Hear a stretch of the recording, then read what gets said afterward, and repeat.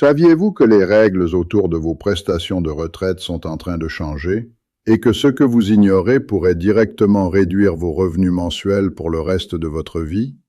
Vous avez épargné toute votre vie. Vous avez atteint 1 million d'euros. Vous avez 60 ans, peut-être même 62 maintenant. Et vous vous posez la question qui tient tant d'entre nous éveillés la nuit. Puis-je vraiment prendre ma retraite? Ou vais-je devoir continuer à travailler? Le problème, c'est que posséder 1 million d'euros ne garantit pas automatiquement que vous êtes prêt pour la retraite. Donc aujourd'hui, je vais vous montrer exactement ce que vous devez savoir pour répondre à cette question vous-même. Bonjour, je suis Michel Robert Le Breton. J'ai passé des décennies à travailler dans l'administration de l'assurance retraite et en droit des aînés. Et je suis ici pour vous aider à naviguer ce système avec confiance, pas avec confusion. Parce que la retraite ne se résume pas à avoir assez d'argent. Il s'agit d'avoir un plan qui fonctionne réellement. Aujourd'hui, je veux vous montrer l'histoire vraie d'un couple réel. Ils s'appellent Philippe et Véronique. Ils ont tous les deux 60 ans. Ils sont venus me voir en travaillant toujours, se posant cette même question. Pouvons-nous vraiment prendre notre retraite maintenant? Alors, passons en revue exactement ce que je leur ai dit, car votre situation ressemble probablement beaucoup à la leur. Voici la situation de Philippe et Véronique. Philippe a son fonds de pension professionnel. Il y a environ 500 000 euros. Véronique a son fonds de pension professionnel, environ 311 000, plus un plan d'épargne retraite. Ils ont un peu d'argent liquide en économie, un compte de placement conjoint et leur résidence principale. Lorsque vous déduisez la valeur de la maison, ils ont environ 1 million d'euros dans tous leurs investissements. C'est leur point de départ. Que veulent-ils? C'est simple. Ils veulent savoir s'ils peuvent prendre leur retraite maintenant. Sinon, quelles sont les options réalistes qui s'offrent à eux? Parlons de ce qu'ils dépensaient. Philippe et Véronique ont dit « D'accord Michel, si nous allons prendre notre retraite, nous voulons vivre avec 8 000 euros par mois. » Ce sont leurs dépenses de vie de base. 8 000. Mais ils ont aussi mentionné les voyages. Ils adorent voyager. Cependant, ils voulaient séparer ces conversations. D'abord, pouvons-nous couvrir nos dépenses de vie de base? Ensuite, nous ajouterons le budget pour les voyages. Donc, 8 000 par mois, c'est avec ce que nous travaillons. C'est environ 96 000 euros la première année de retraite, ajusté pour les impôts et l'inflation. Maintenant, Philippe gagnait environ 120 000 euros par an dans son travail. Véronique gagnait environ 95 000. Mais au moment où ils prennent leur retraite, ces chèques de paie s'arrêtent. C'est un grand changement. Qu'est-ce qui va remplacer ce revenu? Eh bien, ils ont l'assurance retraite qui les attend. La pension de retraite à taux plein de Philippe, le montant qu'il recevrait à 67 ans, est d'environ 3 000 euros par mois. Mais nous lui montrons attendre jusqu'à 70 ans pour la réclamer. Cela signifie aucun revenu de l'assurance retraite pendant les 10 prochaines années. Véronique a une pension de retraite à taux plein d'environ 2 000 euros par mois à 67 ans. Nous lui montrons la réclamer à 67 ans. Alors, voilà l'énigme. Leurs dépenses commencent immédiatement. Mais leurs revenus, l'assurance retraite, ne commencent pas avant des années. Alors, d'où vient l'argent? De leur portefeuille de placement. Ils doivent retirer de l'argent de leurs économies pour combler cet écart. Permets-moi de te montrer à quoi cela ressemble. La première année, ils ont besoin d'environ 96 000 euros retirés de leur portefeuille d'1 million. La deuxième année, ce nombre augmente. Année 3, année 4, année 5. Et la question clé devient « est-ce durable ?» Pour répondre à cela, nous devons regarder quelque chose appelé le taux de prélèvement. C'est le pourcentage de votre portefeuille total que vous retirez chaque année. Philippe et Véronique, nous l'avons calculé. La première année, ils retirent environ 8,5% de leur portefeuille. Pas si mal, non? Mais voici le problème. Ce nombre ne cesse d'augmenter. Parce qu'à mesure que leur portefeuille devient plus petit, ils ont toujours besoin du même montant d'argent pour vivre. Le pourcentage devient donc plus important. Quand je leur ai montré la projection, voici à quoi cela ressemblait. Leur portefeuille serait en chute libre chaque année. Nous projetions qu'ils seraient à court d'argent vers le fin de leurs 70 ou début de leurs 80. Et ce n'est pas la retraite que l'un d'entre nous voudrait planifier. À ce moment-là, Philippe et Véronique ont regardé les chiffres et ont dit « Eh bien, peut-être que prendre sa retraite maintenant n'est pas réaliste. » Mais voici la chose, et c'est ce que je veux que vous entendiez. Les changements apparemment petits, les minuscules ajustements sur le moment de la retraite ou le temps de travail, ces changements ont des impacts profonds sur votre plan. Alors, recommençons.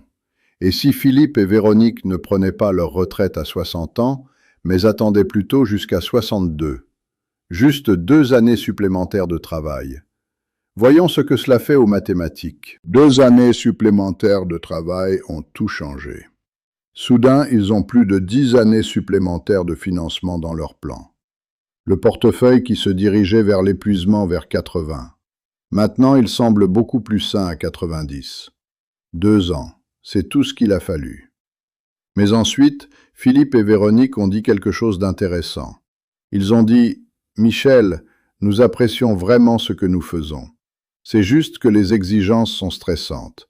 Nous ne voulons pas d'un emploi à temps plein pour toujours. Mais, et si nous reculions et travaillions à temps partiel? Peut-être en tant que consultant, peut-être un autre travail flexible.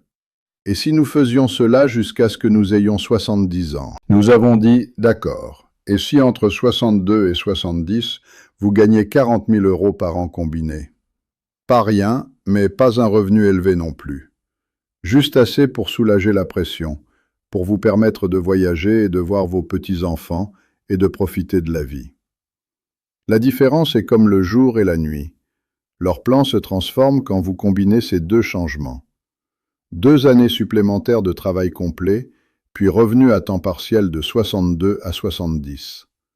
Soudain, ils ne regardent plus une situation désespérée. Mais ensuite, j'ai suggéré quelque chose d'autre. J'ai dit, Philippe et Véronique, la plupart des retraités ne dépensent pas le même montant chaque année jusqu'à ce qu'ils aient 95 ans.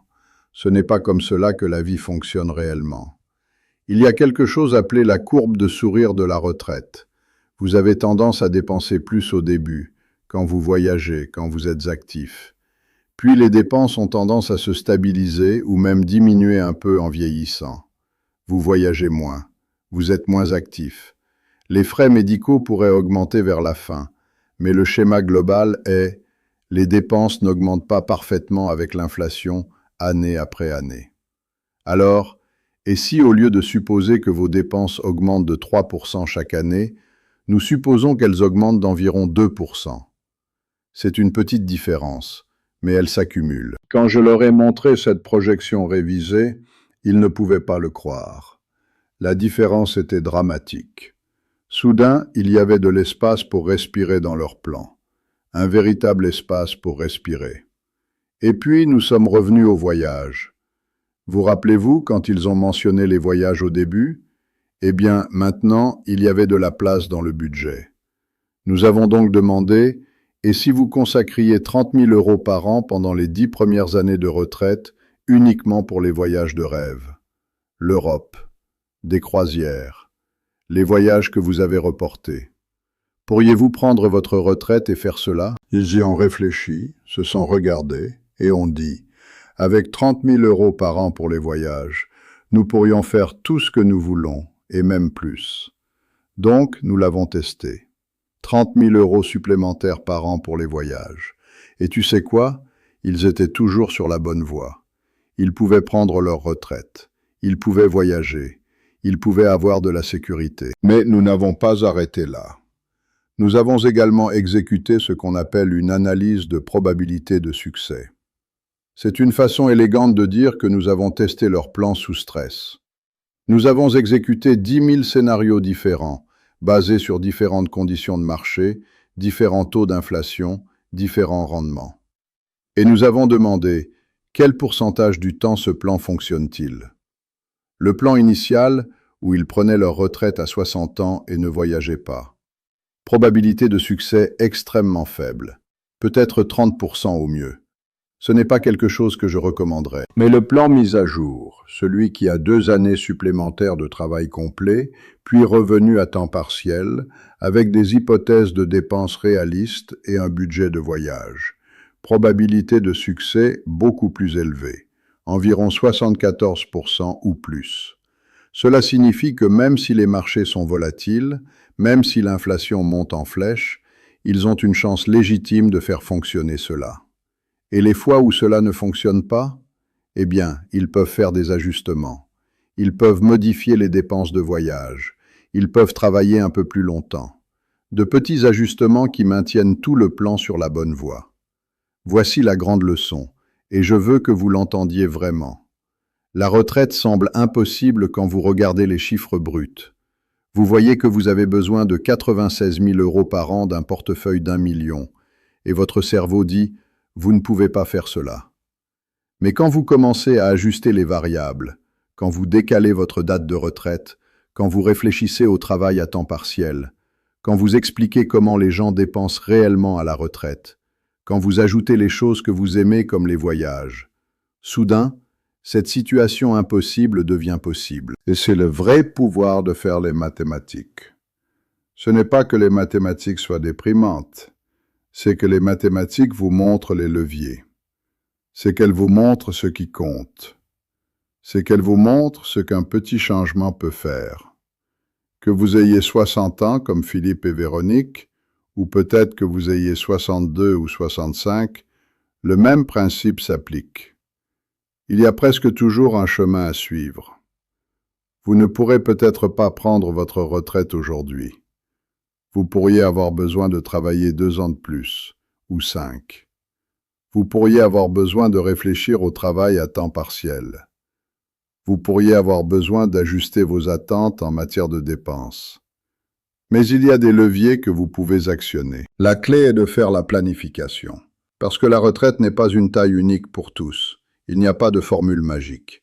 Il s'agit de comprendre où vous êtes en ce moment même, de comprendre quelles sont vos options, puis d'actionner les bons leviers pour que votre retraite fonctionne réellement. Donc si vous êtes assis en pensant « Vous savez quoi, je pensais que nous étions très loin, mais peut-être qu'avec quelques changements, nous pourrions vraiment faire cela. » Si c'est vous, je veux vous encourager à faire le travail approfondi. Rassemblez les chiffres, exécutez les scénarios, parlez à quelqu'un qui peut vous aider à tester votre plan sous stress. Parce que je vous le dis, d'années d'expérience à aider des gens comme vous. Quand vous obtenez les chiffres corrects, la retraite cesse d'être un rêve et devient un plan. Et c'est à ce moment-là que la vraie tranquillité d'esprit s'installe. Je suis Michel Robert Le Breton. Si vous voulez continuer à apprendre sur l'assurance retraite, la couverture santé et comment naviguer la retraite, continuez à regarder. Et si vous avez trouvé cela utile, dites-le moi dans les commentaires. Merci d'être ici.